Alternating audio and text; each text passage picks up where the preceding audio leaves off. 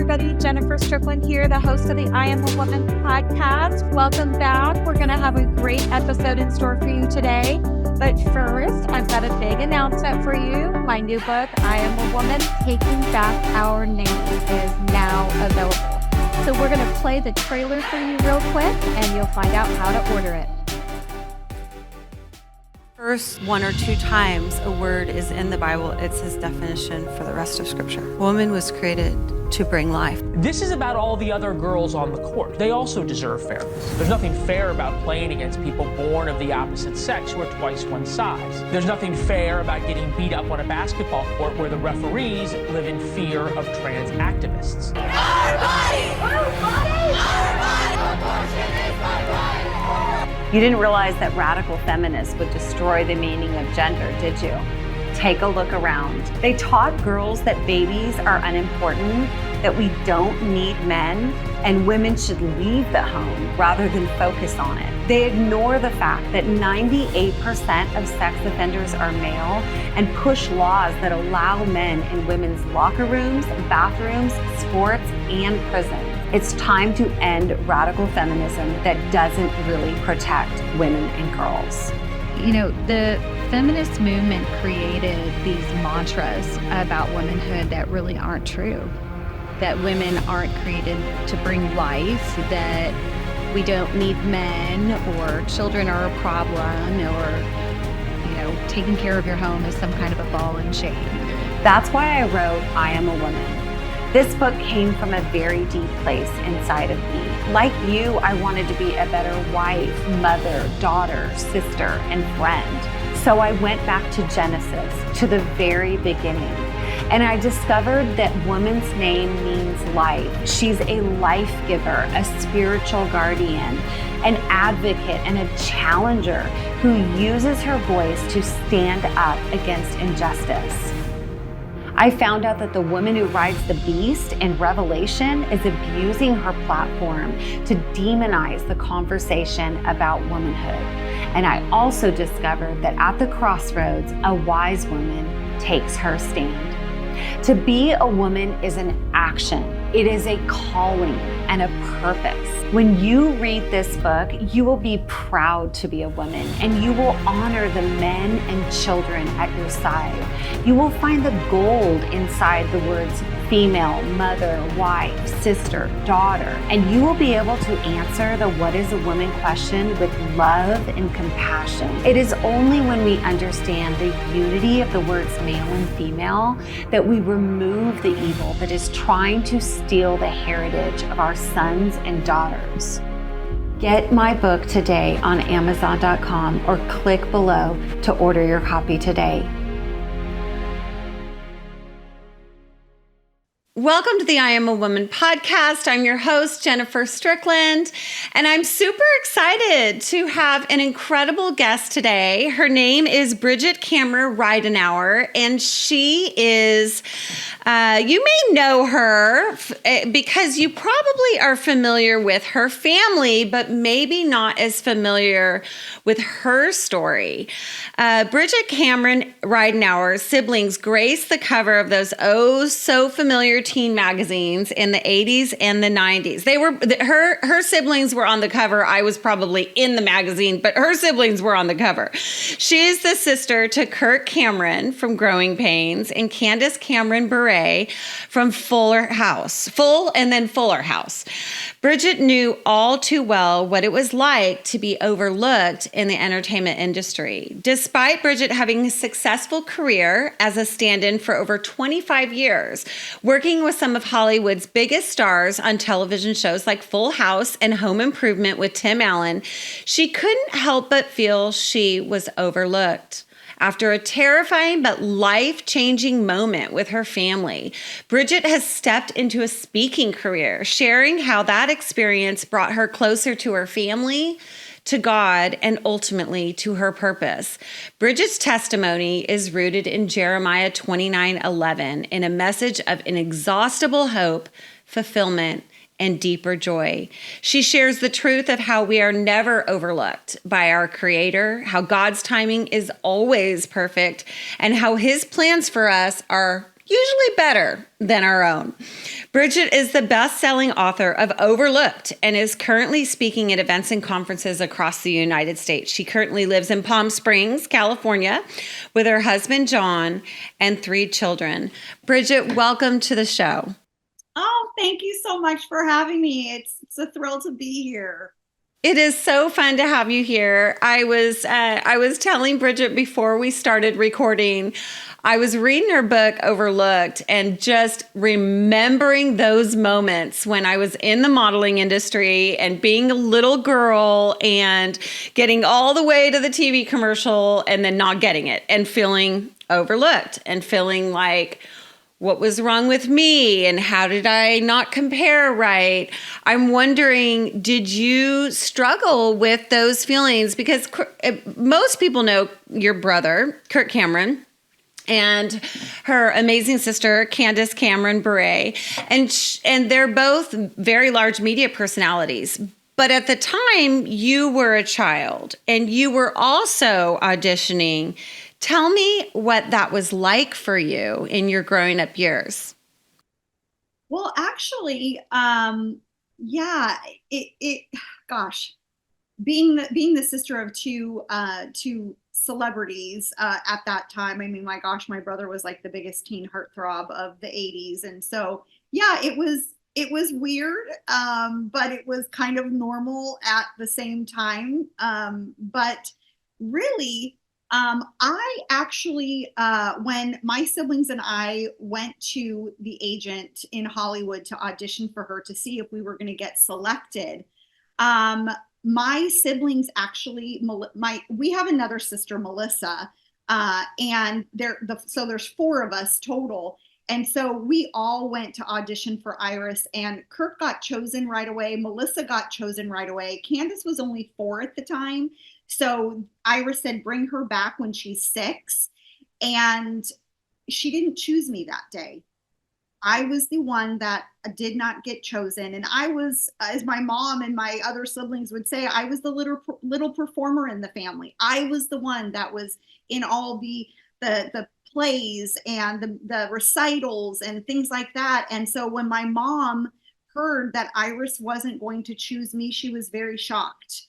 And, you know, as a mom having to tell her daughter she didn't pick you was so heart-wrenching.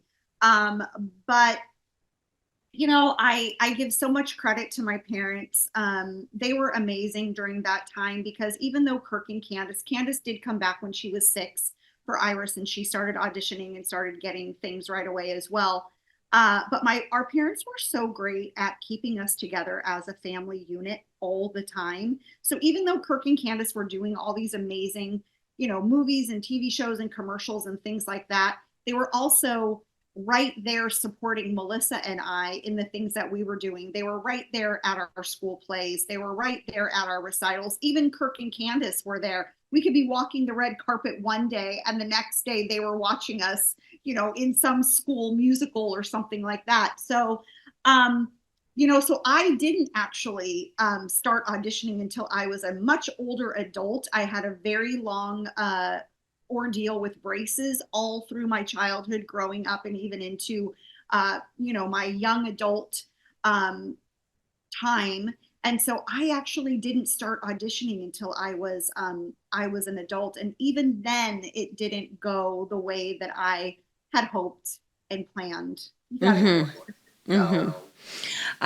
understand. You know, the entertainment industry is such a microcosm, really, of what women and girls go through on a daily basis, which is you're accepted, you're rejected, you're compared, you wonder if you're not enough. As a child and even growing up as an adult, did you struggle with comparison or jealousy or fear or like insecurities? Or do you feel like, no, you know, our family values, the way that they kept us all together and celebrated all of us in our different roads that we were taking, was that enough? Or did you secretly have like a battle with that? Because I would think that would actually be really natural. Yeah, I mean, it was kind of, it was kind of both. I mean, as you know, as a child, I was still doing all the recitals. I was still doing all the school plays. I was still doing all of the things that I wanted to do, but yet we were also going with Kirk and Candace and going to their movie premieres and going to their public appearances and doing all this things. So it was very, very exciting, you know, for us. So I think as a young child, I don't think I really had those moments of, you know, um, unfulfillment or feeling overlooked or anything. It wasn't until I got into my adult years and I got married and had kids that I was just kind of felt at that time, wow, all of these years, all of the things that I wish I could have done performing and watching my brother and sister on different things. I mean, my gosh, watching my sister on Dancing with the Stars was just like my dream. I've been dancing since I was a little girl, and to see her dancing like that, I thought, gosh, you know, God, have you forgotten about me? I mean, my goodness, you created me, and did you forget about the gifts and the talents that you gave me? And how come you're not opening these doors for me? So yes, in my adult years, there was times of jealousy. There were times of comparison. It's like, how come I had to deal with the, 12 years of braces, and how come you didn't? And how come I'm the petite one and I don't have long hair and they didn't choose me? And even all of these auditions that I am perfect for, they're still not picking me. So of course there was that, absolutely. But again, God had me in a season at that time of being a mom and being a wife and doing all of those special things and moments that I cherish now.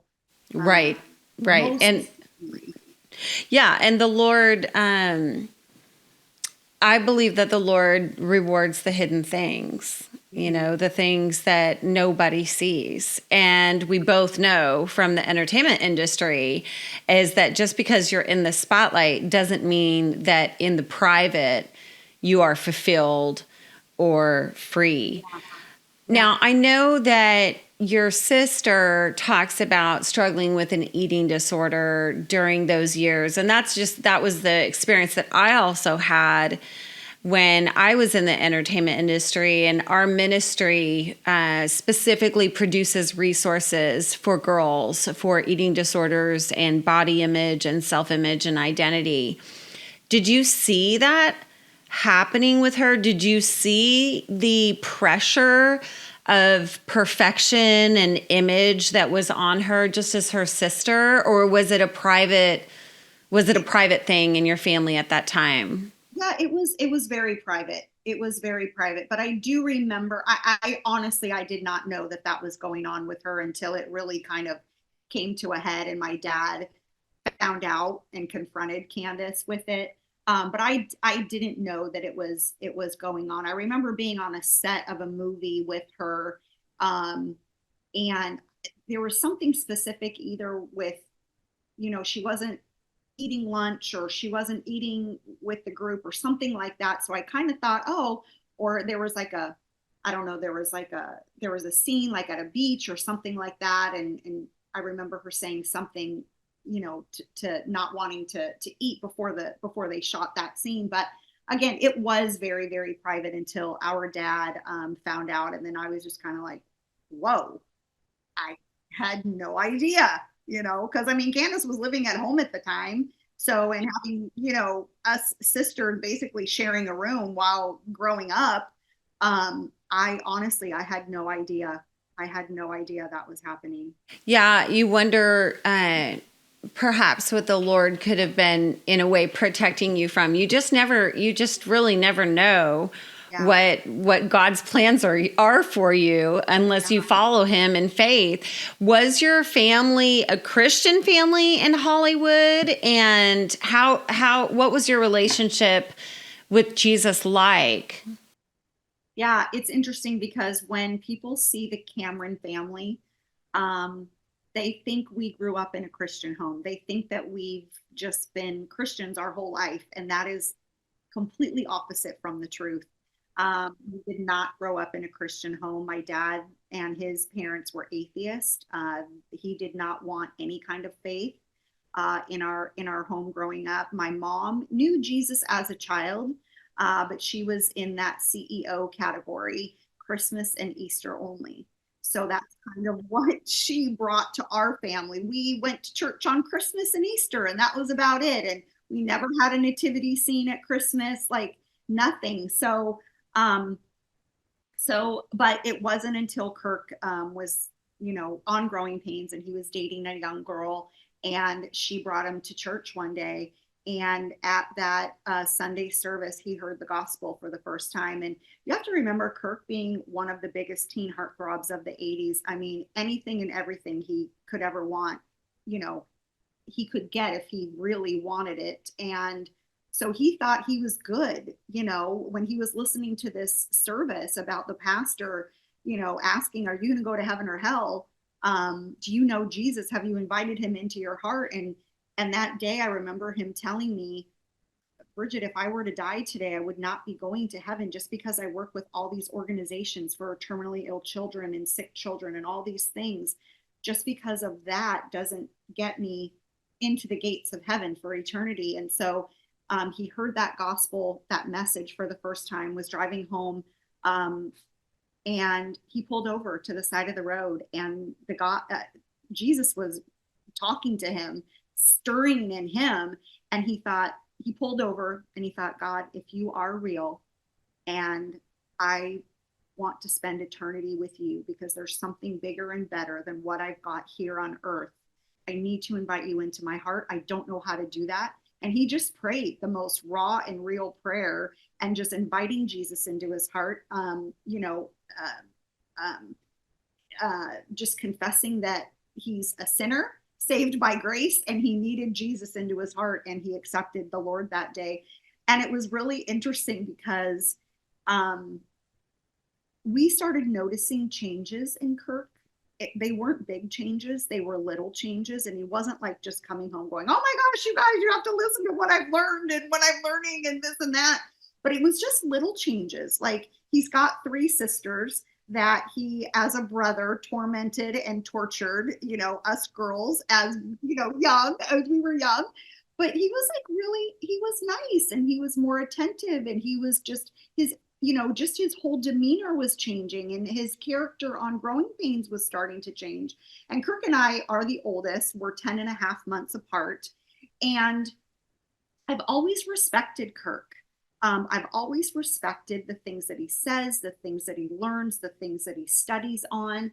And so I thought, this has got to be something really big and really life-changing for him to really focus on what this meant to have a personal relationship with Jesus and asking him into your heart. So we started seeing those changes at the time all of this was going on. Our parents were separated. We were going through a very difficult time. My mom had moved out of the house. But we all started to learn more about who Jesus was. And we started going to church. We started going to youth groups. And then I remember I was about 16 years old, and I was at a church worship concert, and the pastor had asked the same question, is there anyone that wants to accept Jesus in their heart? And I'm just there with Kirk, and I'm sobbing my eyes out.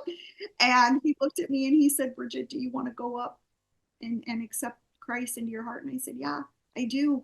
And so Kirk brought me up, and he led me into the sinner's prayer, and I accepted Jesus that night at 16 years old. And then it just kind of started snowballing with my family. My other 2 sisters, we all got baptized, things like that. But our dad took a very, very, very long time because he had questions. He wasn't someone that was like, okay, I see the changes in you and now I'm going to do it. He was a school teacher for, over 30 years. So he had questions. He wanted answers. He really wanted to know more. And eventually he did. Like I said, it took him quite a while, but he did. He accepted Christ. My mom rededicated herself to the Lord. And my brother baptized our dad, at a men's retreat. And our parents stayed together They did not divorce by the grace of God. They stayed together, and they'll be celebrating, 55 years of marriage this year. That's So, amazing. Praise God. Praise God. That's amazing. That's amazing. Yeah. I was the first Christian in my family as well. And watching my parents come to faith has just been such a beautiful thing. And then, you have the opportunity as a mother to then raise your children with the Lord, and the whole family changes, the whole dynamic, the whole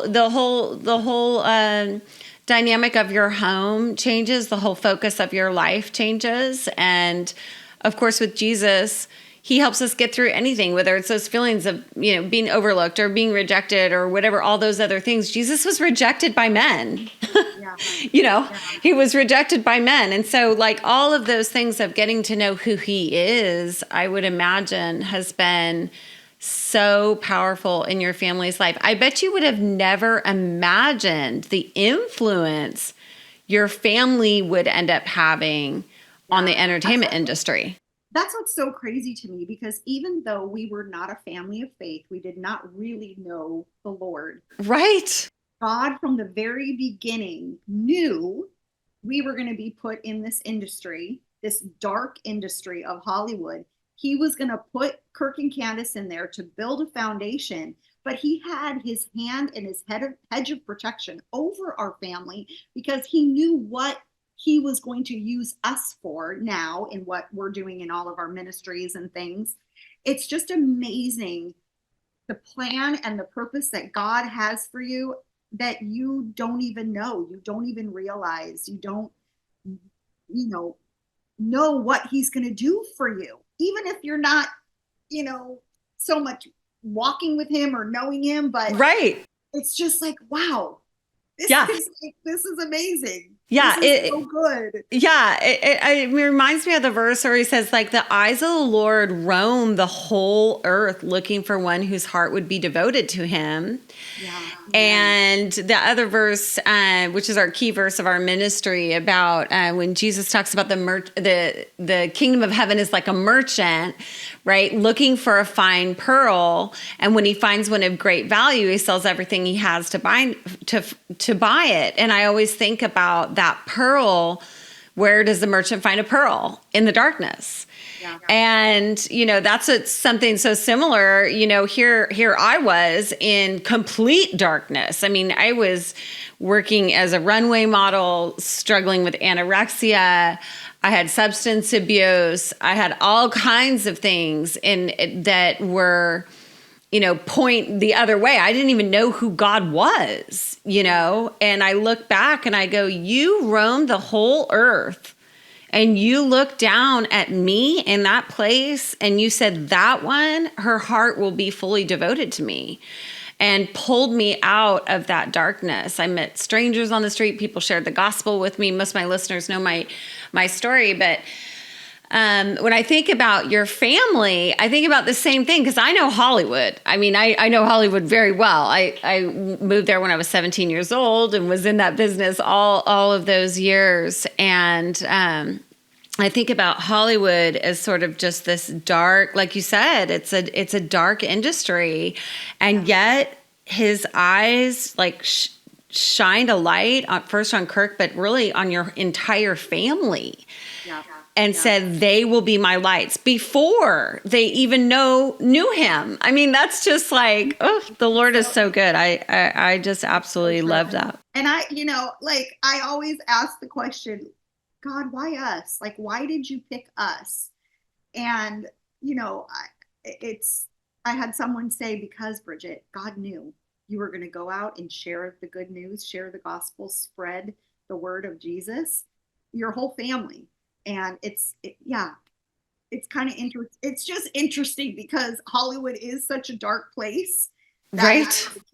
If God would have said, I'm going to put you all here because, 20, 30, 40 years from now, you guys are going to be sharing the good news, we'd be like, are you crazy? Are you crazy? And he always reaches us when we're on the brink, and your story gives a lot of hope, I think, for families that are facing separation and divorce, because God is a God of restoration. He restores us. Amen. But it takes us coming to our knees and saying, we need you. Like, this is not working our way, you know? Now, when it comes to, I'm curious about how your family has navigated the last several years, as a family, because I'm sure, like, as the sister to Kirk and Cameron, I know, like, I said Kirk and Cameron, and Candace. But, even watching, like, Candace, for example, on The View, and she got a lot of pushback for simple family values, which she obviously got from your family, her faith. How they've been pretty outspoken, particularly Kirk, about his faith and about their stance on whether it's the gender wars or it's politics and all of that.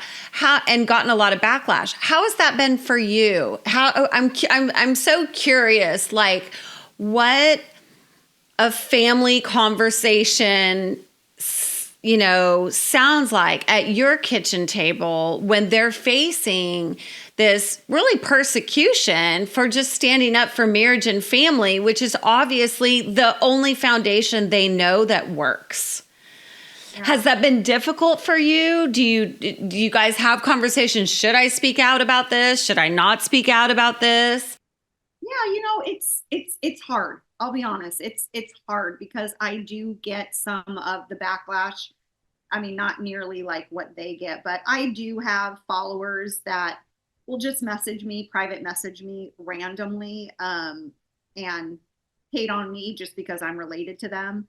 And, I'm just like, that's not them. Like, that's not, that you're taking this totally out of context or, whatever. As a family, we really don't talk about, stuff that they're dealing with or going through. I mean, I see it on social media. I mean, for sure, I see it. I mean, I'll open up my feed and I'll read something about my siblings and it hurts me. It hurts my heart because, the media has such a way of twisting and turning things to make it so far from what their point is and what they're trying to get across. And I just say, if you were to meet my sister and my brother in a just normal setting, they are the most real, most humbled people you would meet. They would invite you in, they would invite you for food, they would just, do it all. And I mean, my gosh, even my parents, I mean, growing up, my mom would invite everybody over for Thanksgiving. She would meet people, homeless people that, she would see and just, of course, start talking to them and, all of that kind of stuff. But it was like our home was always open to people growing up. We always invited people, and that's just who we are. And that's how, we were raised. And so it's hurtful. As a sibling, because I love my siblings so much, it is hurtful, but I just have to remember that God's in control. God's taking care of everything. And all I can do is really just pray for those people that, are the ones that are spilling the hate or, things like that. It is scary at times, when you're out and about, you just kind of wonder, but, I mean, it can be hard, but then there's the beautiful moments when people are messaging me going, I love what your family stands for. I love that your brother and sister are not backing down. I am glad that they're pressing forward and they're paving a way and shining a light in this world. And it's like, thank you so much, because, when you get that hate, it's hard. It really is hard. And so those people that are messaging you for encouragement and thanking you for what your siblings are doing, it's refreshing and healing. Yeah, absolutely. I think the good outweighs the bad. It's amazing how one word of accusation or rejection can take over our mindset. I know for me, like with my ministry, I can have, 100 letters from girls that have been impacted by my ministry and saying all the positive things, but I get one message from, that is like, downhill. You're like, I'm like, and that's the one you think about. That's the one that you remember. Yeah. I said something on a show on one of my podcasts that I believe that marriage, God ordained marriage, obviously, is between a man and a woman, or we're created male and female. This is obvious. This is not something, this is deeply part of walking with God is believing his truth. And it's not condemning anyone. It's not any of that, but those things have been turned around to make me out to be some kind of hater. And it is just amazing that right now in our culture, that just for standing for traditional family values is so threatening to people who just don't believe that way. But we're called to love. We're called to love, and we're called to be fearless. And I do really respect your family stance on these things, because there's a lot of Christian leaders that are silent on things that are so biblical, it's ridiculous when it comes to gender, sexuality, marriage. I mean, they're incredibly biblical, and it's super simple. It's not like some enigma in God's word. It's the bride of Christ and the king coming back for the glory. I mean, it's a gendered book. It celebrates men. It honors women. And so I just appreciate their stance on this, and you also rising to the surface and standing beside them and letting your message be known. So tell me about Overlooked. What led you to write this book? I want everyone to see the book Overlooked. It's so cute. I love the cover because you're like, I am the one that people might not recognize. I am the one. I am the sister that stood beside these. But I love this story. And tell my readers, what is it that led you to write the book? Let's start there. Yeah, well, again, most people don't know that Kirk and Candace have two other siblings. So right. It's kind of a shock to them. But it really started just, growing up and going to that Hollywood agent and her telling me no. And just, going on those auditions that I thought that I was gonna get booked for, and being turned down again. And I really just came to, there was a really pivotal moment, after getting married and having children. I was still struggling with, I went through a season of, am I just made to be a mom? Am I going to be a stay-at-home mom and raise my kids? Like, is that it? There was so much that I wanted to do, but yet I just thought, okay, Lord, is this what you have planned for me? And there was a pivotal moment in 2015 where my husband and our 3 children were on a road trip to Nashville, Tennessee from Palm Springs. And we were caught in a very, very bad dirt storm. We have dirt storms here in Palm Springs, but nothing like what we experienced in Texas. And we were on the I-40 near Groom, and a dirt storm basically engulfed our car. We could not see out of the front windshield of our vehicle. And it's a 2-lane highway going each direction with a grass median in the center and on the 2 sides. And we basically came to a stop behind a semi truck that had its hazards on. And my husband was driving, and one of our sons was in the front. I was in the back with our other son, and our daughter was in the back, the very back. And my husband looked at me and said, Bridgette, I need to move this car.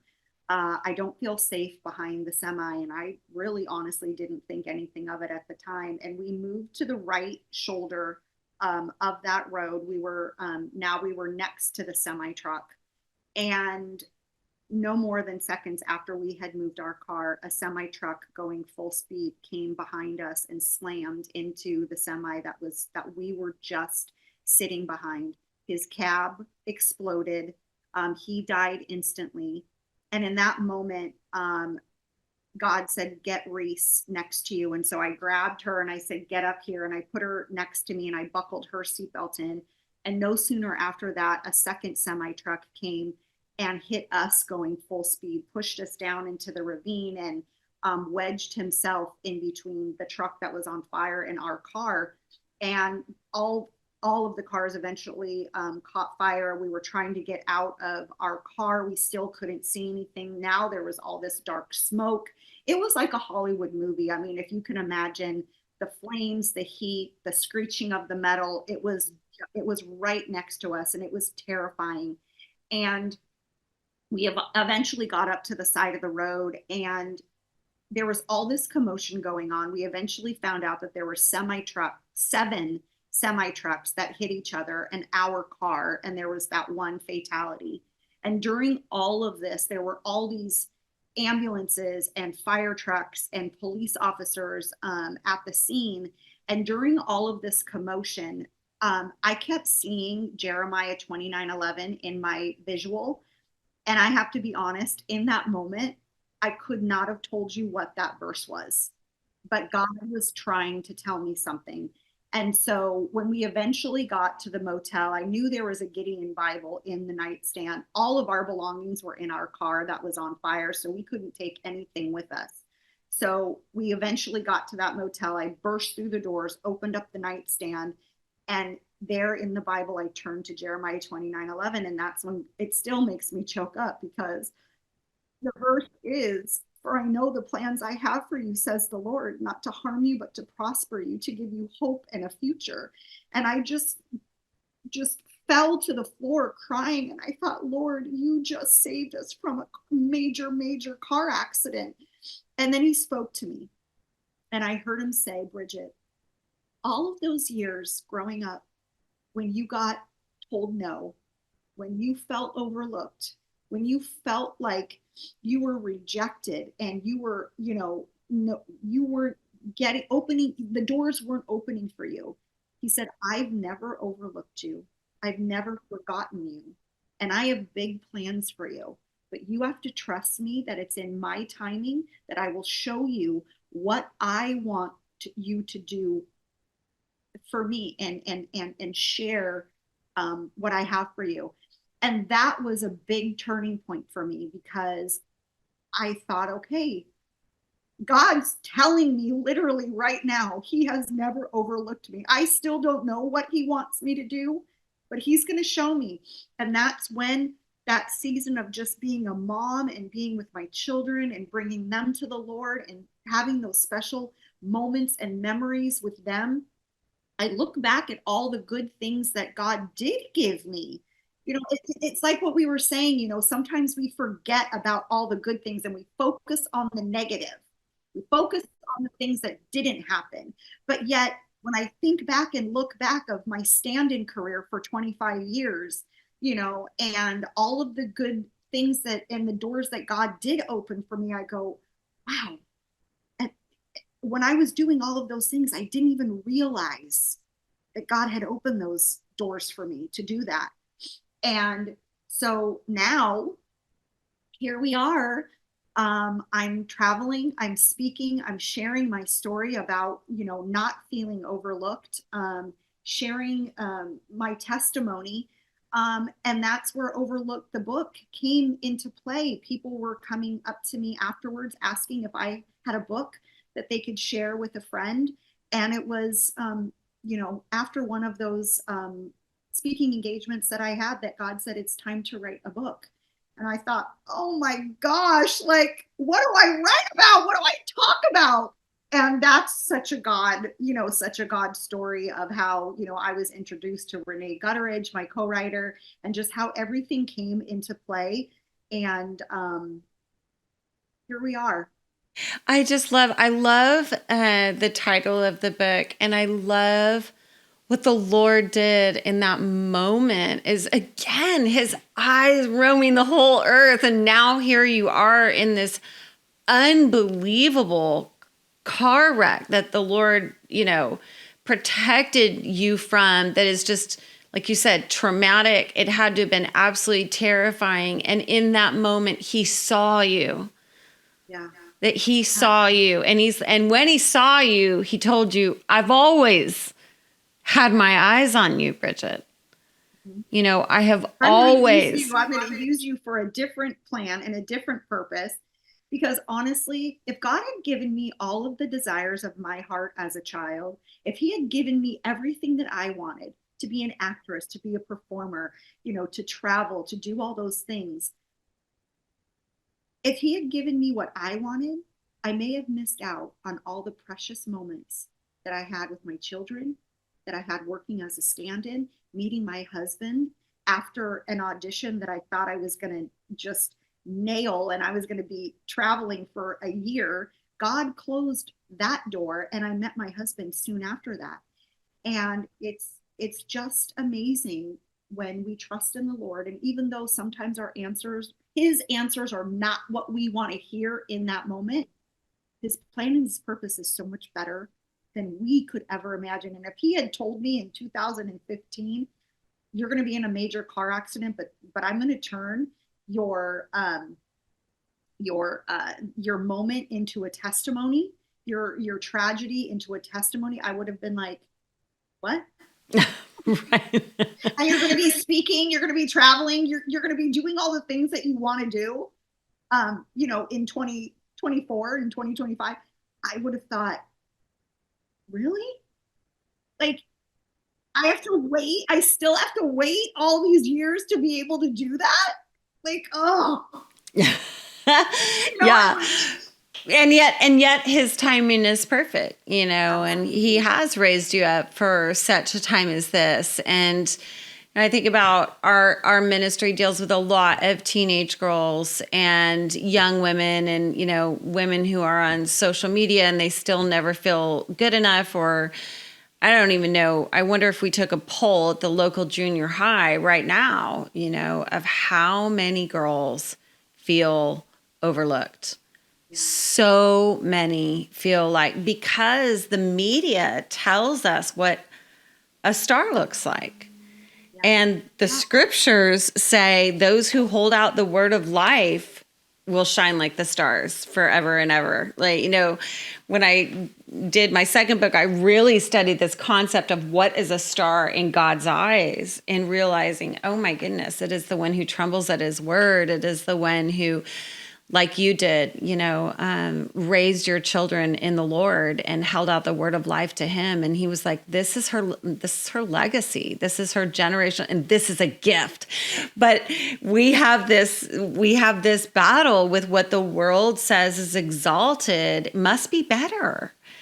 And God loves, I always say, he sees the unseen. It is those unseen sacrifices, the times where I'm sitting with my son and reading him the Bible and answering his million questions. I have a 13-year-old and 2 that gone through college and everything. But I sense that it is so much, even with my speaking career, it's been so much more important, the ministry of the home. The Lord puts a huge priority on home and family, that more than the media ever lets on. Yeah. And that is, yeah. Yeah. I have another I won't talk about it too much because I'd love for your listeners to, get the book and read it. But, I have another beautiful story of a miscarriage. And, again, it's part of my story. It's part of what, the story that God has given me. And it's a beautiful story. It's a miracle story. But again, if I might not have had this story if God had given everything that I wanted, and it's part of me. It's part of who I am. And so, trusting in the Lord. And I agree with what you said. If we did take a poll of young girls, how many would say that they have felt overlooked, or that they have compared themselves, and it's just, in the times that you and I grew up, it's so different. There wasn't all this social media, and social media is such a place. I mean, even though, I am on social media,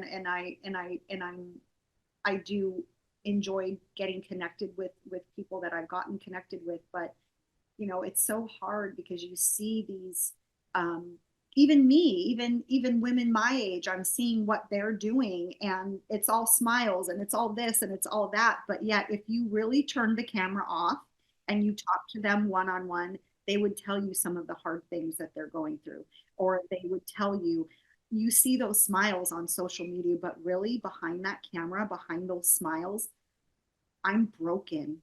I am hurting, but yet I have to portray this smiling, good, person, and I can't let those tears come out. And that hurts me. That hurts my heart, because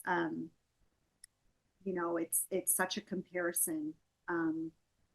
It is. And I think it's a really important time for women to be speaking into the younger generation and letting them know that comparison really is the thief of joy. Absolutely. And I constantly have to protect my heart, and we have to teach them to protect their hearts, and that God values the unseen, and that beauty to him. I mean, the Bible says that, how beautiful are the feet of those who bring good news. The world doesn't tell girls that. The media doesn't tell girls that. They say beauty looks like Kim Kardashian. That's what it looks like, or Taylor Swift, or whatever it might be. And it really is the exact opposite of the Jesus kind of beauty that serves people, that loves people, that, he would do miracles, and he would tell people not to share it, not to post it. And I mean, you would say all the time, don't tell anybody. He used to do this amazing healing, And so even in the Christian space, we can really get sidetracked to feel like we need this applause from the world that Jesus never craved. He didn't need the applause of the world. So it's always, I don't know, it's just always a heart check. Yeah. Okay, so first of all, I want you to tell my listeners now I want to connect with you on Instagram. All that saying, can we be Instagram friends? Of course. Yes, please. Yes. No, I definitely want to connect with you. So how can my listeners find your book, and how can we connect with you on Instagram? Because I want to keep tabs on what the Lord is going to do with your ministry. I'm going to be honest with you right now. Like, I'm such a raw and real person. Like, I don't want anybody to see me talk or read my book and then meet me in person and go, wow, she's totally different than what I thought. I would never want that. So you might see me on social media with no makeup. Good girl. You might see me in my pajamas. You might see that I forgot to get out of my pajamas and go to the store. I don't know. And nice. I might post about it, because that's just who I am. You might see me with my dog walking in the morning at 5 a.m. in the morning. That's me. That's who I am. But you can get the book Overlooked on Amazon right now. Okay. It is there. You can check it out also on my website, bridgettecameron.com. You can definitely connect with me on social media. It's just my name. If you just Instagram Bridgette Cameron, or Facebook Bridgette Cameron, it'll pop up. Ridenour, my married last name, is a little bit more difficult to say or spell. So Bridgette Cameron, you'll find me. And I'd love to connect with you there. Absolutely. Okay. Too, if there's any listeners too, if you're interested in having me come and be a keynote speaker at an event or a conference or anything, there's also a place at bridgettecameron.com to inquire about that as well. That's so good. That's so good. I really would love, I'm going to pray that the Lord would open doors for you, particularly with the younger generation. The older women compare and feel overlooked just as much. And so do boys, by the way. And men too. I will tell you, men too. I've had men come up to me at speaking engagements and tell me that my story, they could relate to my story in so many different ways. And I go, wow. Yeah. Yeah, because it's those no's in our life and those hard moments of not getting what we want that makes us really turn to the Lord and say, well, what do you want then? And, I know for me, it was losing the second time I did the Armani shows, the second time I lost, the first time I got him and the second time I lost him. That was my moment when my ears were finally open for God to show me what beauty really was to him. And it is those no's that open our ears. That's what I really believe. And I think I'll always remember your story and the moment when you didn't, because Jeremiah 29:11, I'm like, we all know Jeremiah 29:11, but the fact that you didn't even know what it said. Why don't you tell my readers what that verse is and what is your message for women right now? Yeah, Jeremiah 29:11. I mean, gosh, I remember even way back before the accident, you hear people say, oh, I have a life verse. This is my life verse. I was like, I don't have a life verse. Like, I don't want to just go through the Bible and just go, oh, that one sounds great. Yeah. I like that one. I'll just pick that one. I really wanted God to show me my life verse that I could just have with me forever.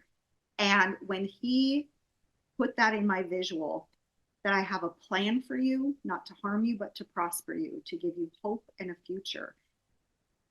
Really, it's just about trusting in the Lord, knowing that he has such a plan and a purpose for you, not the same plan and purpose as your friend or your neighbor or your coworker or your sibling. He has a plan and a purpose for you specifically, and he's going to show you what that is in his timing. And maybe it's not what you thought.